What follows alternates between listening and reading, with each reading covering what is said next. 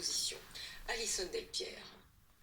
La venue d'agents soudanais pour identifier une centaine de réfugiés arrêtés dans ce parc Maximilien à Bruxelles continue à faire du bruit. En ligne de mire, celui qui les a invités en Belgique, Theo Franken. Cette mission suscite la polémique et visiblement, au sein même du camp libéral, des langues se délient.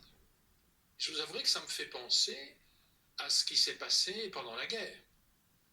C'est le régime de Vichy, de Pétain et de Laval qui se débarrasse des juifs allemands qui avaient fui le régime nazi et qui les rendent à Hitler en 1941-42, énoncer ce qu'il est advenu.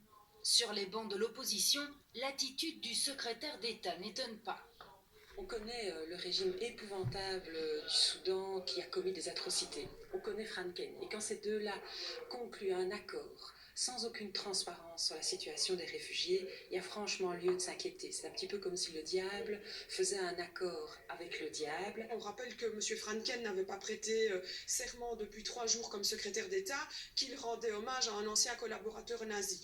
On est finalement dans une logique des choses, puisqu'aujourd'hui, il collabore avec un dictateur. Jean-Marc Collet. Des propos que soutiennent également Écolo. Les Verts souhaitent même un retour anticipé du Premier ministre, actuellement à New York aux Nations Unies. Ça veut dire que vous demandez le retour de Charles Michel de New York? Effectivement, mon collègue Benoît Hellings, qui, dès qu'il a appris hier ce qui se passait ici en Belgique avec l'arrivée de ces émissaires du Soudan, a